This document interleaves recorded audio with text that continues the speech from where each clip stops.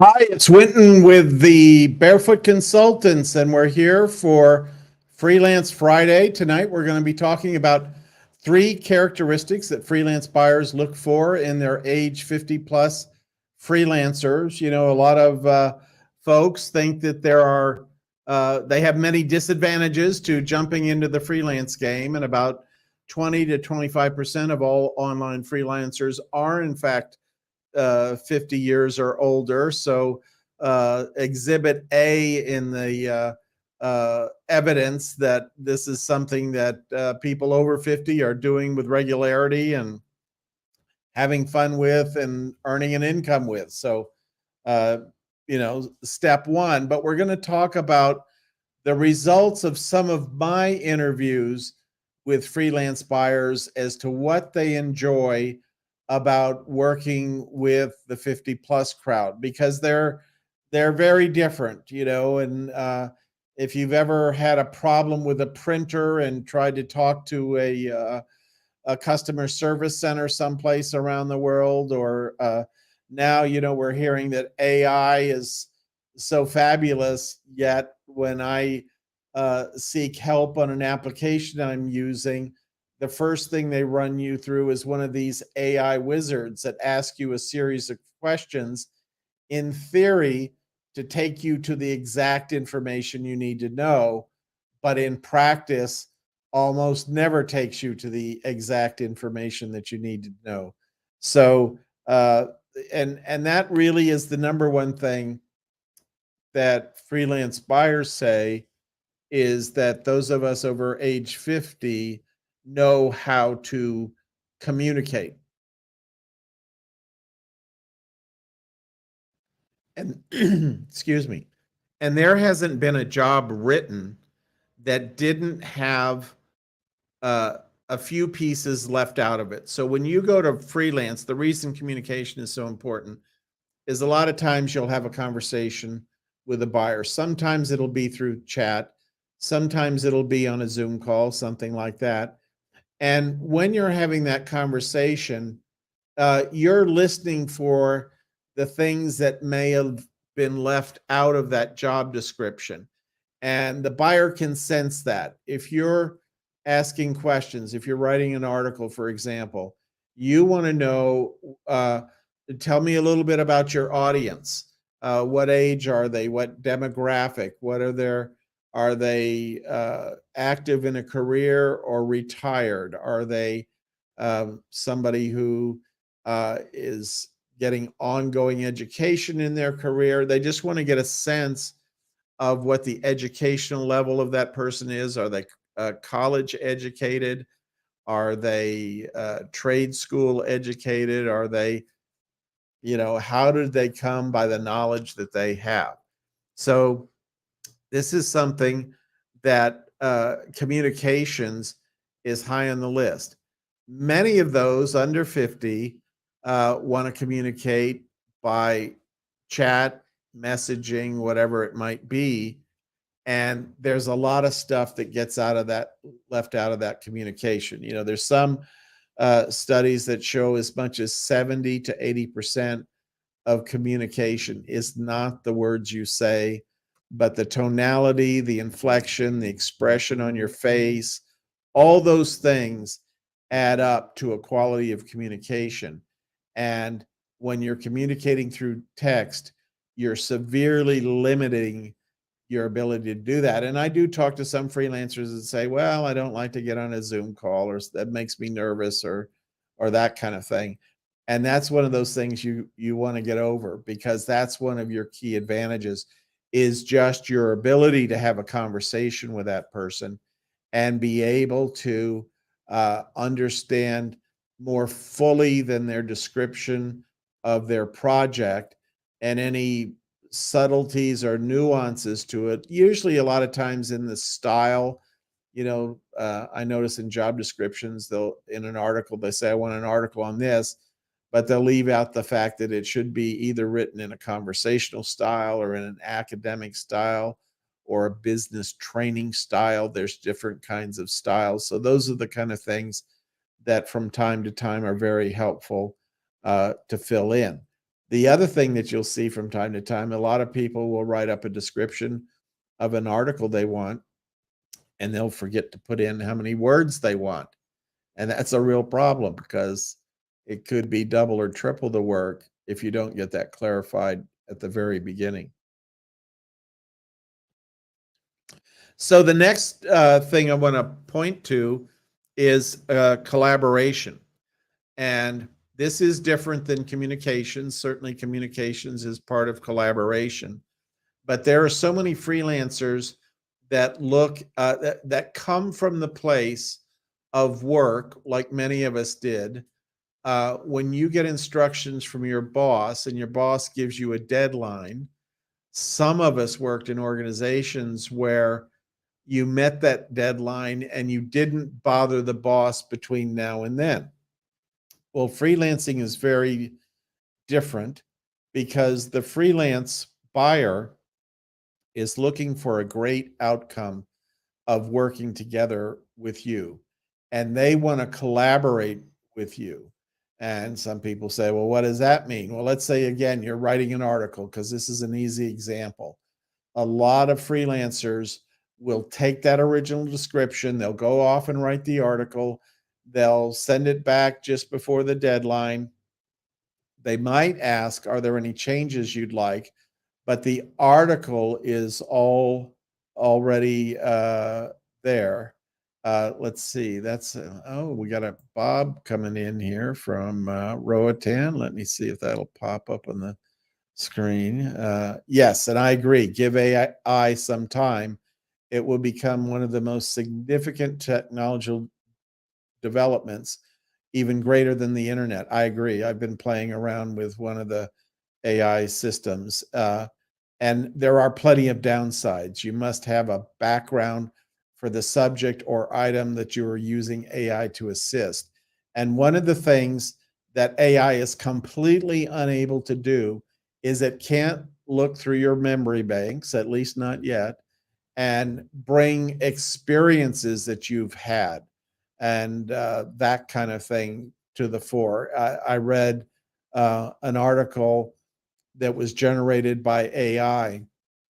And I just, it was pretty good, but I wanted to have some examples in it that made sense. And and you preferably would want those examples to come from the mind of the author of that.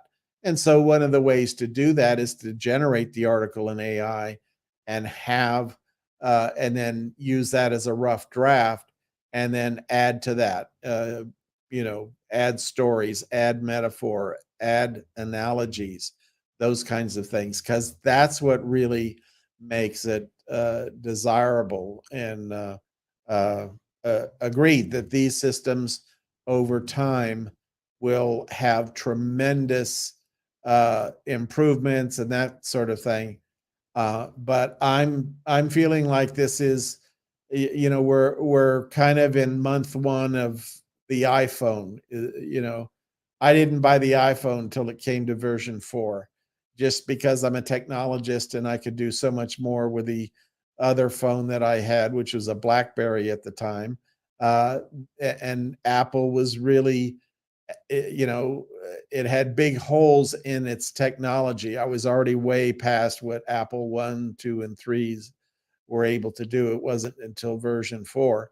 I think we're in the same kind of area with, particularly with, chat AI and that sort of thing, using it to write articles. So, but it's going to get very good, very fast, and it's still not going to have that personal experience from your brain.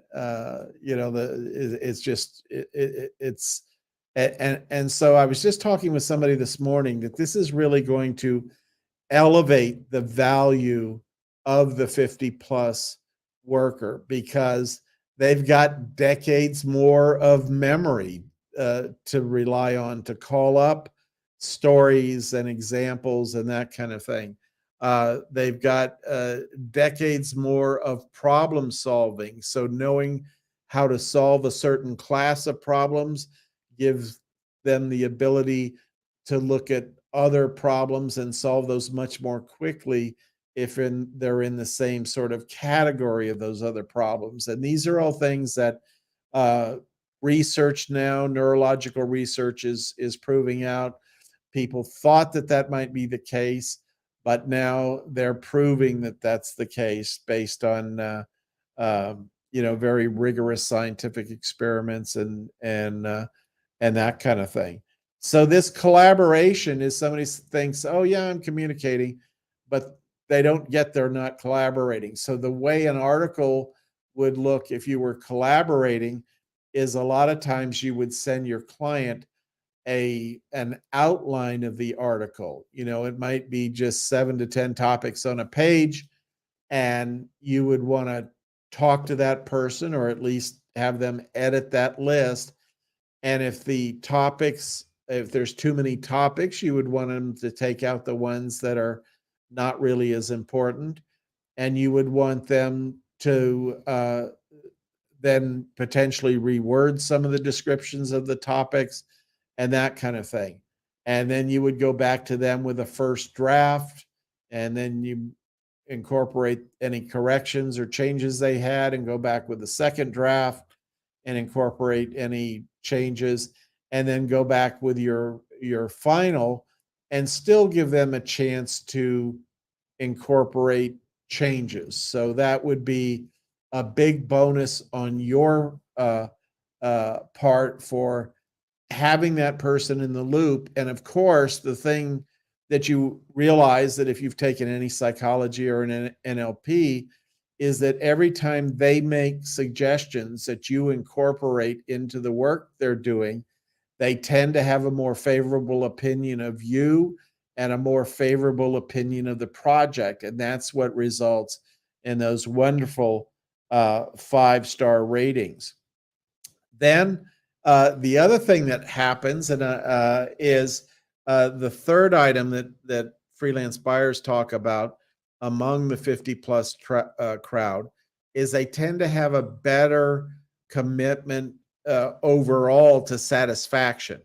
Uh, I've heard a lot of horror stories when people are working with younger, less experienced freelancers, and somebody will write an article and say, "This is the article that you need. Here it is." And the buyer of that article might go back and say, "Well, could you change this a little bit? Could you change that?" And of course, when the article's done, it's much harder to do that. You have to rewrite the whole thing in many cases because the structure of it is already fairly fixed. But the more experienced freelancer does this collaboration. So when what you're producing as a freelancer departs from what the buyer wants as a freelance buyer, you're able to more quickly make a course correction and get back on course when it's a small problem rather than when it's a big problem. So that's where this commitment to satisfaction really comes to the fore. Um, yeah, Neil deGrasse Tyson was talking about there's two kind of employees in this particular example he was giving. He said when you ask them both to do something new that would now become part of their job, there's one employee that says, "I can't do that. I've never been trained to do that. I don't have the time, given what I'm doing in my job, to do that. No, thank you." Where the other type of employee says, "Oh boy, I'd love to learn all about that. In fact, I'm thinking of a couple people that could probably help me with that within the company. I know where there's a resource I can tap online and get some more information about that. And I think this weekend I'll watch a few YouTube videos about that." And that second kind of person is the one that's more committed to satisfaction and a natural learning curiosity versus the one that says, "No, don't get me doing that. It's too much work. I don't even want to go there." So that commitment to satisfaction really counts for a lot of what I would call creature comforts. And so that's something to know as you go into this. So that's pretty much what I wanted to cover today. Look forward to answering any follow-up questions you might have on this. And, always excited to hear about where you have seen this operate in your own freelancing career. I was just talking to somebody this last week who applied this collaboration philosophy, and they were just delighted at the way it transformed their experience with the client, and they got a 5-star rating for their work. And they said, frankly, our job together started off a little shaky, but it was that interaction with a person throughout the entire time I was doing the project, and taking their suggestions and building into the final uh, output of the project, that really turned that around and got them a good rating. So with that, I look forward to seeing you on our Tuesday night call, or uh, if not before then, in our one-on-ones or some of our group calls, or seeing you next Friday here on Freelance Friday. Take care.